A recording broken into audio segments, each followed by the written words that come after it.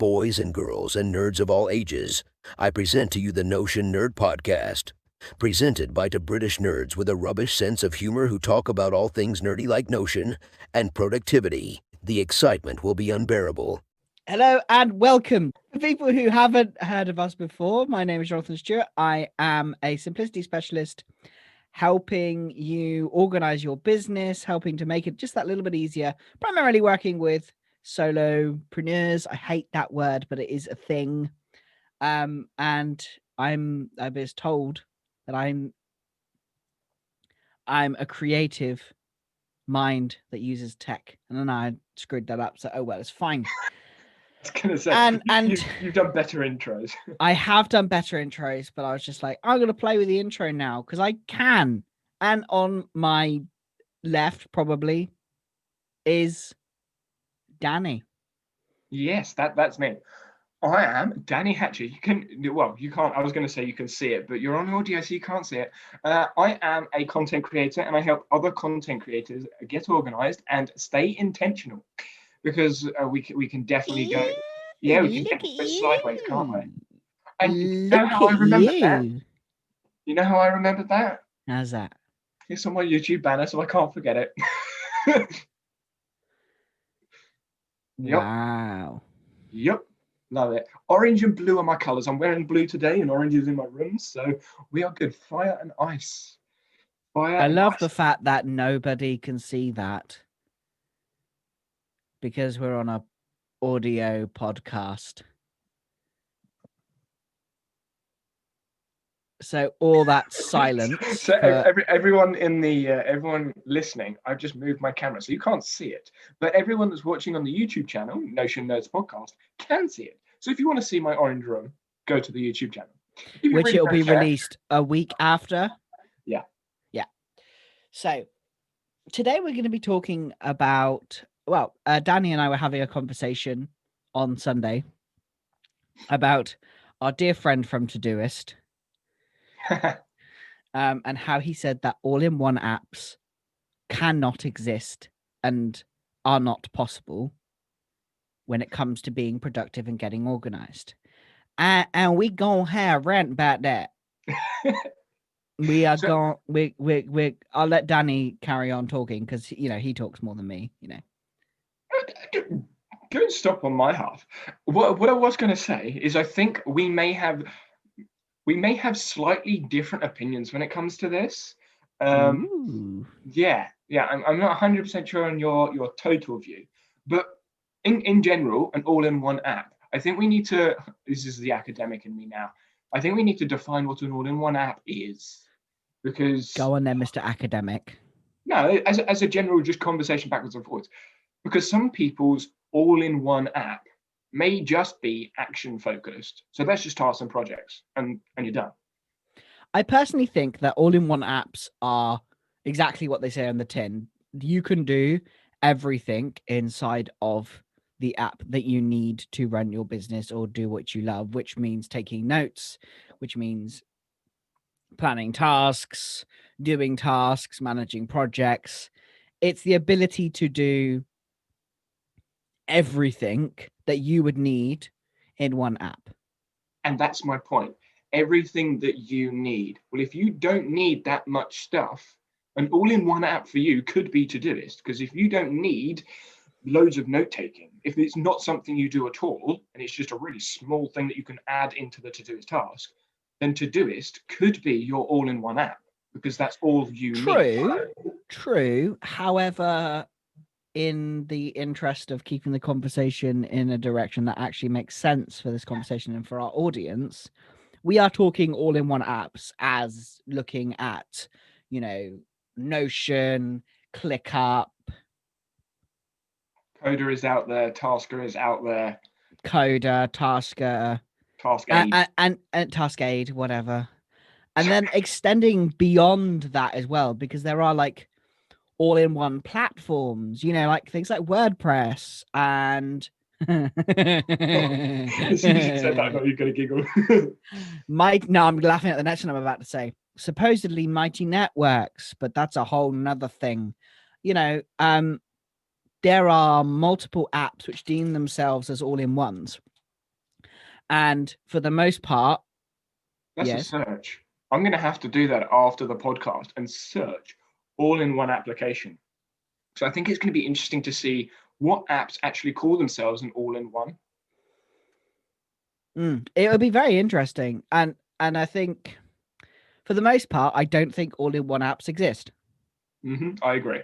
Because they can't. Because what is all-in-one for one person cannot be for all-in-one for another. And you touched on that when you were talking about Todoist. Todoist can be an all-in-one app for you. I think that's for the minimal people. Yeah, but often there's this desperate want for everyone to be in one place because they think it will make their lives simpler. Which is, I'm a simplicity specialist. It's what I do. But sometimes the best thing for you to do is to have multiple apps. Especially if your mind works a certain way and you like things like context switching. So if you like to switch the context of what you're doing to try and make you think differently, if you're very creative, staying in one app 24/7 is going to suck. Like, you're not going to enjoy it. Now, with tools like Notion, you can flex and adapt that so that you see different things on different pages, like what I do, because I like seeing things differently. So you can do that. Yeah, you can have, well, not necessarily just visually, but also actually being able to, so having different columns, having, different views of different databases. But yes, all-in-one apps, they have a place, but only a very particular place and for very particular people who want to reduce where they're moving around, and when they have their workflows pre-set up, ready to go, so they don't even have to think about it. Yeah, I think to follow kind of in Tiago's teachings when it comes to building a second brain, having an app to hold everything, that's not necessarily an all-in-one app. That's just a place to hold the stuff. It's a storage cabinet, which the best storage cabinet app that I know of is Evernote. Yeah, exactly. Because Evernote is brilliant for just storing shit. That's what you want to do. If you want to store shit, Evernote wins. The ability to capture stuff and put it into and actually capture a full web page and make it look actually good so you can really refer to it instead of having a half-assed effort. Notion. But to be fair to Notion, Evernote has had 10 years? Yeah, a lot longer to they've refine. Had a lot longer to really refine that. And I think the power of Evernote is not... It's not like Evernote doing much else either. Well, yeah, but they have Ace, the ability to capture information, the ability to send information from anywhere, email, you want to tweet something, it could go into your Evernote. You've got Zapier set up. You are absolutely killing it. But otherwise it just gets a bit boring. With Notion, you're just like, boop. Crap, it's not captured half the things I wanted to capture. And now I have to go back in and take a screenshot of the whole web page and then go back into the web page and then paste it. And then it's just like, So I'm curious. I'm moving into the future right now. Would you use Evernote? He's making stupid hand gestures in front of the camera. Would you use if the Notion API allows you to integrate with Zapier? Would you somehow use Evernote to clip an article and then zap that into Notion as a page? You do realize I'm using the unofficial API already. Do you know what? I might even test that because that would be kind of cool. I don't know if you can do it in the unofficial one, which is why I was just thinking, because frankly, I don't know. But I would be intrigued to see whether that's possible. Because I know that Readwise has it, and it's bloody good, and I love Readwise. Often I clip to Readwise, especially when I'm reading articles or books or things like that. I primarily clip to Readwise because I absolutely love Readwise. Look, my Readwise has just gone off on my phone. It's like, okay, I need to read that. Okay, cool. Like, I love Readwise for being able to, capture information and just little snippets of everything that I really like. So I often use Readwise, and because Readwise syncs with Notion, I don't think I need that. And I am moving away from taking full articles. I think what I will be doing though, for swiped files. So if you're a business owner, swiped files are like killer. They help you. I don't know whether you know what a swipe file is because you're not really quite in that world yet. Do you know what a swipe file is? Cool. Okay. No. So a swipe file is basically when you take, see, if you look at a Facebook ad or a piece of marketing or an email or a post that you're like, wow, that caught my attention, and you want to dissect that information, it is beautiful. And I think Evernote would be better for that than Notion. I do it in Notion right now. But trust you. I do have that in Notion right now, but I'm facing problems with it actually clipping, and that's bloody useless. So I might actually experiment with. I'm confused. When you say swipe file, are you talking like a marketing video or post or something that someone's put up on a platform, whether that's an email, newsletter? Yeah, so it's something that I'm like, oh, this captured my attention. I like what it's saying. I like what it's doing. I like how it made me feel. I thought that was a really good use of this type of marketing, that type of marketing. So when you look at someone's page and you're like, I would actually buy this. I want to buy this. That's when I clip it. And so I think it'd be interesting to see how Evernote and Notion could work together in harmony. So I do that. So I actually do that, but I use the clipper for things that I know will work, and then I just do a screen grab. Like on Windows, using the Windows Shift S, and then just screen grabbing whatever I want. And then I can paste that into Notion. I can also paste it into other applications as well. So it's just a nice way. Don't start that conversation. I'm not. That's why I didn't mention it. Don't start that conversation if you don't want to mention it. You started that conversation. I included other applications so that everyone is aware that there are other applications that allow you to import filthy, dirty cheater. He is a dirty cheater. I experiment with other applications, and he's got a problem with it.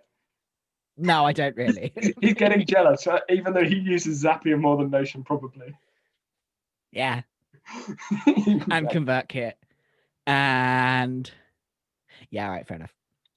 Exactly. So you can shut up. Yeah, but you're moving your entire system into ClickUp, so you know. I did it for a week, and it was quite fun. So I'm going to experiment with it for a bit longer. Dirty cheater. Who knows? Give it a month, and I may move to Asana or Airtable. Oh, you are never moving to Asana. Don't try to bullshit me. I saw your face on the live stream. You are not moving to Asana. Probably not. But you never know. I mean, I've got the application on my phone. I wanted to see what it looked like, and I didn't like it on the phone either. But that's besides the point. I think nobody likes Asana. The moment they start using it, oh yeah, Asana's great. I don't like Asana. Well, I think Asana was one of those things that was good. And now, because of other applications that are challenging it in different ways, I don't know how it's built on the other end, but I guess this sort of circles back. All-in-one apps, I was going to say like years ago, but it's not even that long ago. It's like, what, 2-3 years ago now? The apps that were classed as all-in-one, which is task and project management. Note-taking wasn't a thing that was really incorporated in the all-in-one scope. It was, you have your note-taking app, which is Bear, Rome, Obsidian, Evernote, blah, blah, blah, whatever. And then you have your all-in-one app, your task and your projects. And that's what I was saying at the beginning. You've got your actions, which are your tasks, your small to-dos, your checklists, your subtasks, your projects, your goals and your milestones, and or whatever word you want to use. You got the shit you got to do. And then you've got and then you got the knowledge, which is the note-taking, the captures, the references, and all that sort of stuff.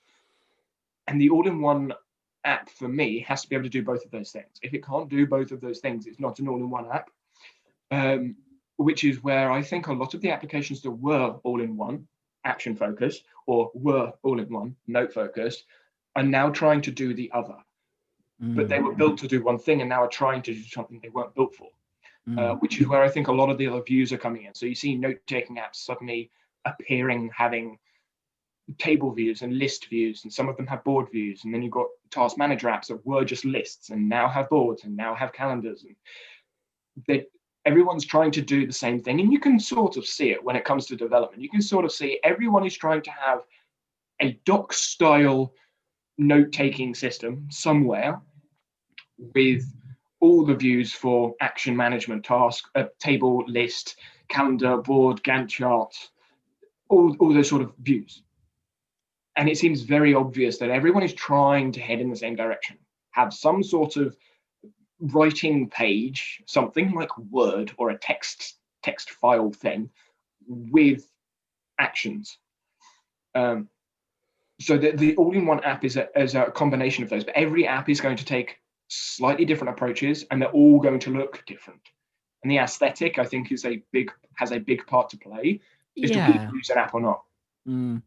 Yeah, and that is something that apps cannot really control. Like, they have their way of working, and it looks a certain way, and no matter what you try and shovel in there, because like the onboarding for Asana now is awful. Like, it's like, how do you want to work? Well, what if I don't know how I want to work yet? Like, I've just bloody well signed up for your app. Don't ask me all these questions. I don't know. And the people who use Asana are people who not dissing on Asana users here, just being very honest. Asana users are people who don't know what they need yet, because Asana is just very, very simple. It's very, very minimal. It gets out of your way for task and project-ish management. Like, I'll just create a button and create a template. Yay. And that's what it does, and it's what it does okay. Well, no, I'd say it does it well, but I know what you're saying. But the moment you want to view things differently or see things from a different perspective, Asana breaks. And what they're trying to do is cram that in and then go, well, how many ways do you want to see things? And the person who would go to Asana versus ClickUp or Notion, or Coda, I wouldn't put Coda in the same thing. Really? Yeah, I think Coda is more of a advanced doc, unless it's really changed from when I used it. It might have, but I wouldn't see Coda. Coda's a bit of an outlier. That's interesting. I think I've explored Coda more than you. Quite possibly. I think the biggest restriction that I came up with the last time I used Coda was the fact you couldn't put columns in a doc. That was literally it. Otherwise, it's pretty much Notion, just with better formulas. Oh, that's cool. Okay, fair enough. Well, I need to go and explore Coda again. Well, I'm doing a member stream in a couple of weeks, I think. I don't know whether that one's going to be Coda or if it's going to be the stream after that, but I'm going to do a bigger deep dive on Coda. And then obviously have a video up on the channel when I've refined things. But yeah, the formulas in Coda are nice. And the inline formulas are nice. It's just, I think the paywall is the biggest thing with Coda. Yeah, I didn't like the pay structure. The fact that Geek Productive had to make an entire video explaining how much it costs is just a problem.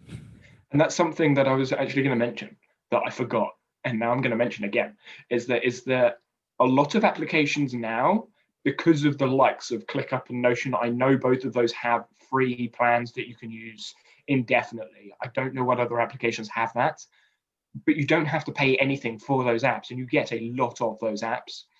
Yeah. So I think the apps that only have the 30-day free trial will be limited, unless you're looking at a business, like from a business perspective, and you've got the money to just go, let's just test this out for 2-3 months, because 30 days to test out an application is not long. If you don't have the time to invest in understanding the app, learning the app, putting your system in the app to see if it works, it's a hard transition to make.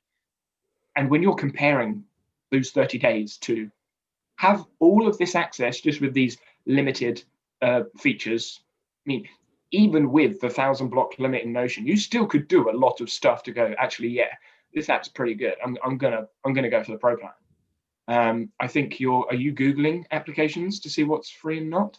Yeah, I was having a little nosy. I was having a little nosy to see what apps. I think that the free accounts is going to really help. I can see many businesses going in that direction now, especially when it comes to how the world is changing and moving online. Even ConvertKit, which famously was not a free app, has gone free. Like there is a free, albeit slightly limited plan where you can't do sequences and you just send broadcasts, which is fine for when you're just getting started. You could do an awful lot with just broadcasts. And I think this goes to where marketing has gone as well. When you look at marketing in general, social media being a massive platform for everyone to market with, on, etc., it's giving free value consistently. And I think that's what the platforms are trying to do. They're trying to give value consistently and basically say, this is the app, this is amazing. If you want to do this bit more, then you're going to have to pay us for it. Yeah, I think it's a good value prop. I think that's quite a good way of working, because you just like, when you become fully invested in an app, that's when you're going to spend the money. And it's just about that introduction to your tool.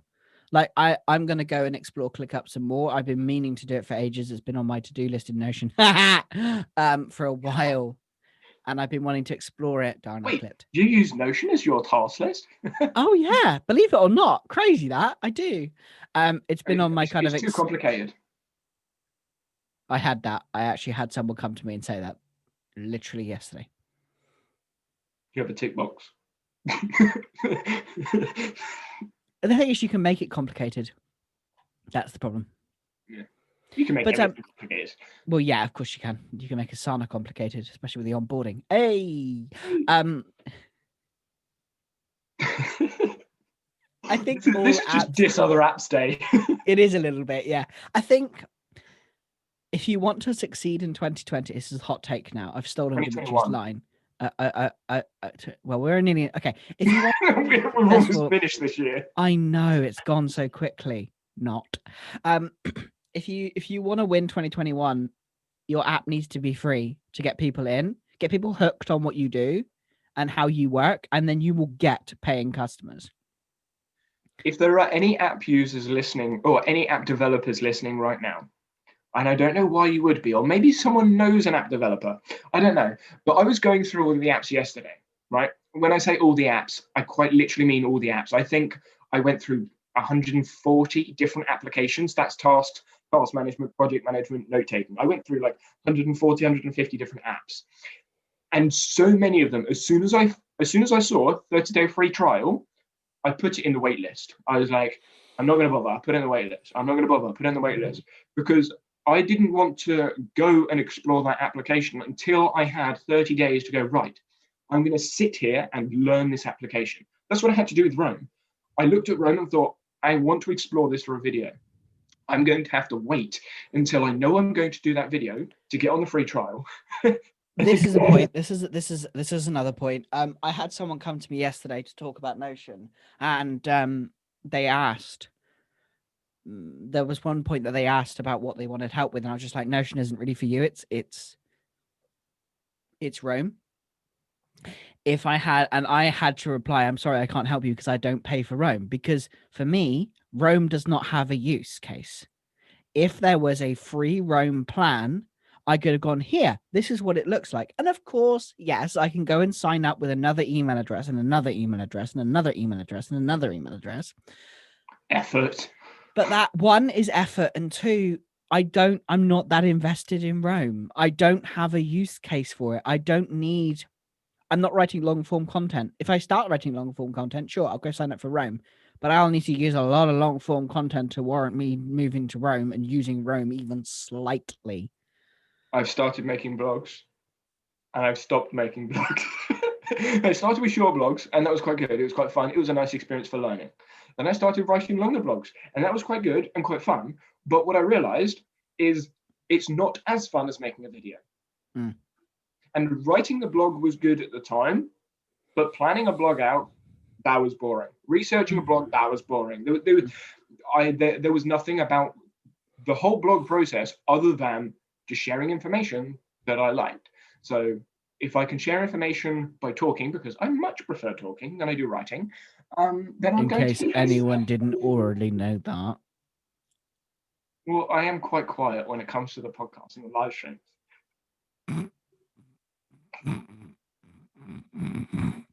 Great face. What is it, like 75% me? Rebecca, if you do know this and hear this, I'd like to know what the percentages are, because it'd be very intriguing. I reckon it's going to be a 50-50 split. I don't. You know what it is? I just love the sound of my voice. I know you do.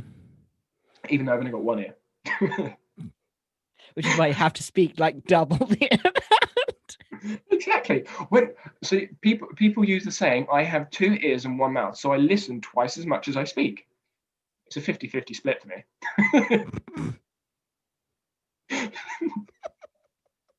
Okay, we completely derailed this. I quite like that. That was kind of funny. So do you believe all-in-one apps are not possible? I do believe that, because you can't put, I don't think you can. I'm not going to say you can't, because you may be able to in the future. I can't predict the future. I don't think it will be possible to put every application you have. Well, every application is probably not the best word to use when we're talking about applications. Every use case that you would need an application for into one app. I don't think that's the definition of an all-in-one app. For me, to do task management, project management, knowledge management, and to be able to transfer all of those things between one another, I don't think at the moment you could do that in one app. And the reason I say this, you look at networked thought. Networked thought on its own, you look at Roam and Obsidian, they are their own apps. Networked thought is part of knowledge management. You even think about it. How would you put networked thought into Airtable, into Asana, into Trello? It's just, you can't do it. Even into things like ClickUp and Notion don't do it that well at the moment either. Networked thought for knowledge management is a new development when it comes to knowledge management apps. So if you think all-in-one app can do knowledge management, task management, and action management and knowledge management, knowledge management has its own features, has its own thing. Capturing is a part of knowledge management and action management. Then you have the processing, networked thought, linking things together is all sort of knowledge management app side stuff. To put all of that into an application that does action management, things like calendar syncs, meetings, CRM systems, spreadsheets, because spreadsheets is essentially knowledge management with actions, because that's the alignment, the AKA framework that I made up on the spot. Action, knowledge, and alignment. Yeah, we'll go with that. It's using. Sounds so pretentious. Oh yeah, I know. Also known as the pretentious framework. There you go. AKA also known as pretentious. No. Anyway, it's. Just the thing. Yeah, what is it with everybody in alliterations? Sorry, not alliterations. What is it with everyone and having to have these stupid freaking things? It's just like what, the 3 letters or the 3 letters or the 3 steps or the 5 steps. And yeah, it's just. Well, to be fair, Para's 4. Yeah, I know. I do use Para, but loosely, and it's easy to explain it. But it's just like, why? Let's use Para or GTT or PPV or AKA. Yeah, AKA, there we go. Or pants. Or OKRs. Or JKL. KPIs. Yeah. It's easier to remember when it comes to like all that sort of stuff. It's marketing, isn't it? Yeah, I think so. It's all marketing. Carry on. Yeah, I think to have an all-in-one app, it's to have, well, in my head, I may be pushing the boundaries a bit here, but in my head, an all-in-one app is something that can do the best of all the areas, or not necessarily number 1, but at least number 2 of all the areas. Which is Notion. Notion in networked thought? No, but networked thought is very niche right now. Mm-hmm. Oh yeah, I agree. I also don't think networked thought will ever become mainstream. I think it will inside people that use knowledge often, i.e., researchers, writers, bloggers, maybe, because it's powerful when it comes to long form writing and research. And when you look at researchers, they're already doing half the stuff anyway. And that's essentially anyone in academics. So that's the majority of scientists. If you're in academics, then network thought is important. But if you're not, then it becomes... This is me looking at network thought in an actions context. When you have actions that are related to one another, I mean, in Notion, what I previously did, well, what I still do sort of, is I link videos together when it comes to playlists. So I have a list of videos that are in a certain playlist. And I have posts that are linked to other posts because that's where the trail goes. I'm just thinking out of the box here. You put networked thought into actions and tasks like that. You could then link the actions that are related to specific marketing, specific sales, and things like that. So you can see what's going on from I guess that is a type of OKR, not really, but it's a type of. But being able to link your actions with other actions, essentially, and not having to manually make those connections, that could be where an app goes some way, somehow in the future. I don't know how it would work. It'd be cool to see. It'd be cool to see Notion implement a more advanced AI or API. I know that I think it was Francesco that made that tweet about where Notion could go in the next year, and if it does implement AI, which how it would do that, I'm not sure, and I don't think it would work in Notion. I think it would need to be another app that could focus. I actually think that ClickUp, if they went AI directions, if they went in the direction of an AI, where an AI goes, does this task link with this project, and give a suggestion, I think that for Notion to do something like that, it would absolutely have to be a boxed app, because I think something as open-ended as Notion could never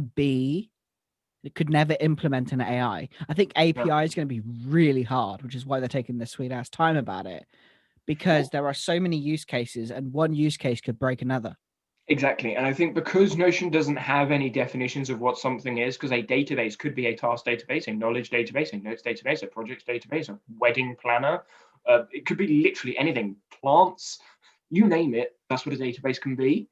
And that also links to the recurring task issue, where everyone's like, add recurring tasks. No, Notion, don't add recurring tasks, because it's not possible to add recurring tasks. It's just not practical. How would you create, what would it be, a property? I mean, there's a couple of ways that comes to mind, but there's so many problems with them. I mean, you could use it in a date property and have it recur. But essentially, what that's going to do is it's going to give multiple dates to one page. Well, where is it going to show in a calendar view? Is it going to show on all of them? If it is, then it's going to generate either an infinite amount of date properties, or it's going to have to be capped. But where is it capped? How is it capped? Or it's going to have to duplicate the page. If you're duplicating pages, that's a lot of information to duplicate, because every page has every property. It's not just let's just add a page in. It's let's add a page in with all this other stuff. And then you've also got to think about what happens if you change the date. Roll-ups, relations. If you start changing formulas, yeah, definitely with you and I. But and also then you've got the... Well, imagine trying to find that in a relation. Oh yeah, I want to relate this task to this task. Which one of these 700,000 tasks? But would it not be classed as the same? Because don't they have something in a roll-up now where you can only see the unique values? Mm-hmm. Yeah. So that...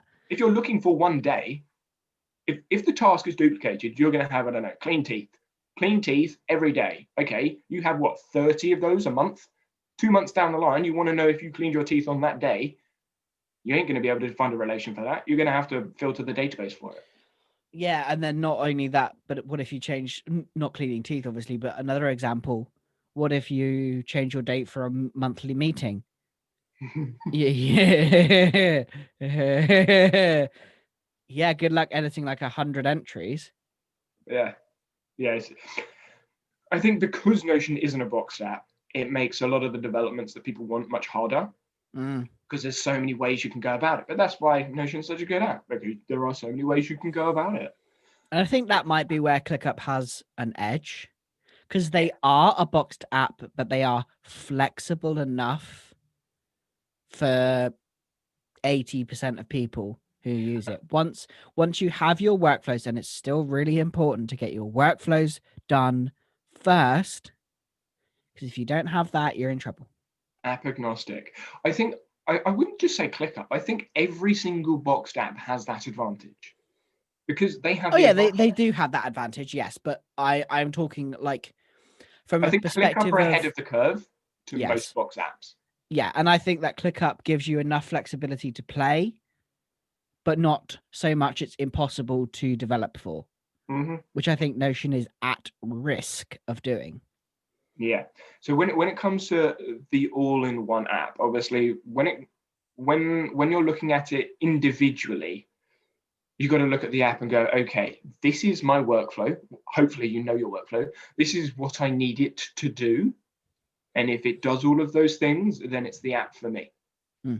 If you need it to do lots of things, then it's a case of weighing up, okay, it can do 90% of these things. How would I do this 10%? If you're split 50-50 between apps, that is where I think you would need to condense some of the stuff that you're doing. I think maybe a split for, I guess, working as an all-in-one app, maybe having an app that does, I don't know, 80% of the stuff that you're going to do between action management and knowledge management. If it does 80% of the stuff, and then you save, I don't know, your phone notes or drafts or whatever for capturing stuff, and maybe you use Google Calendar as your active calendar, just as a couple of things on the side, as like the other 5%, the other 10%. Then when looking at all-in-one apps, there's more of them out there. Yeah.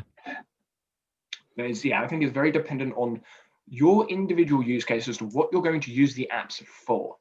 Because I know, and you need clarity with that. You can't just go, oh, I just want an all-in app to do everything for me. And also, even what if you don't need that? What if you like especially with, so one of the only methodology I really do like is Para, because it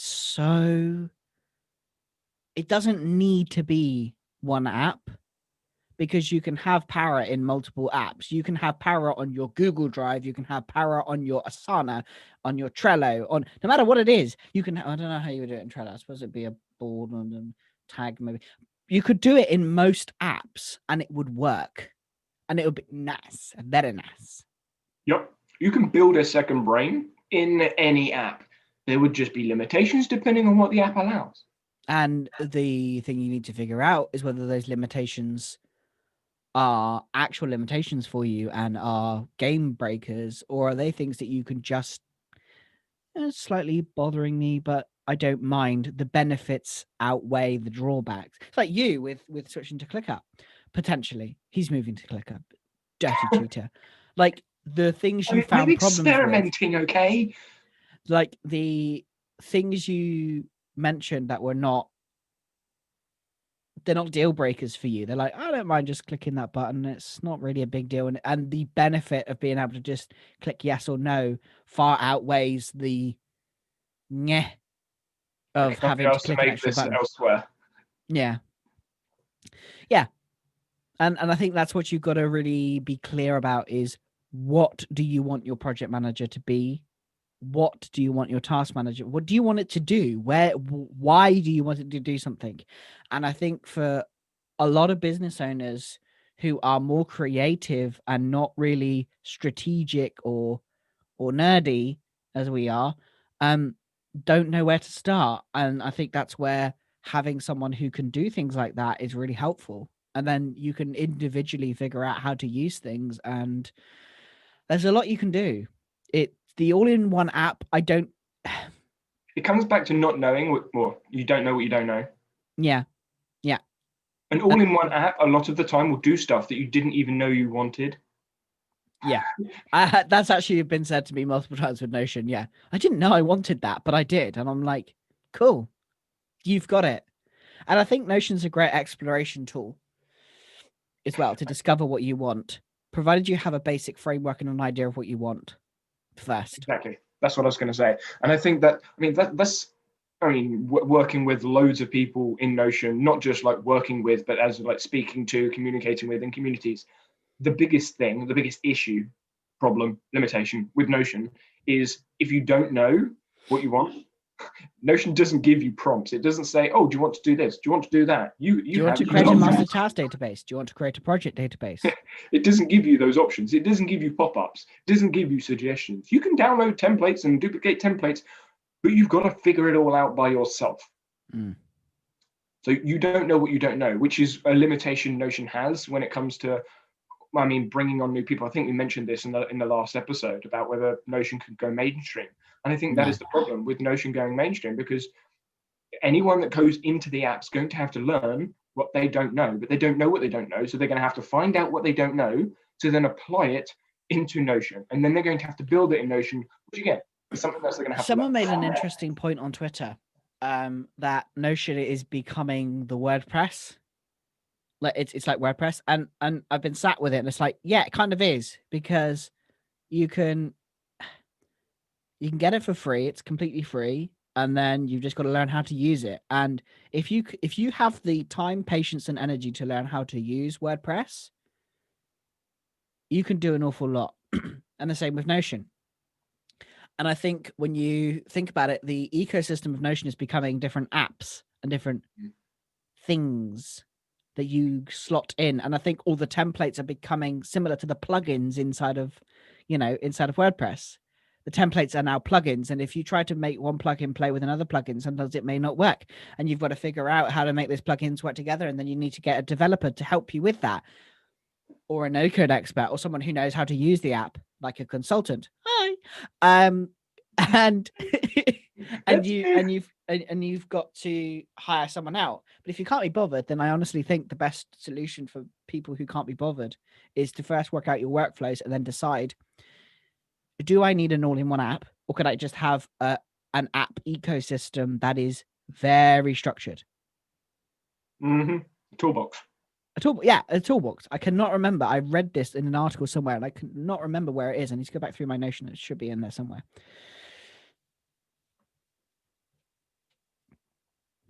And on that bombshell, thank you very much. You were saying, oh yeah, I'll go back to my Notion. And this goes back to the conversation I was having the other day. Like if you've forgotten something, you're going to have to go and find it inside your Notion notes. You're like, oh, I remember that thing. Oh, I need to go back to my notes to find it.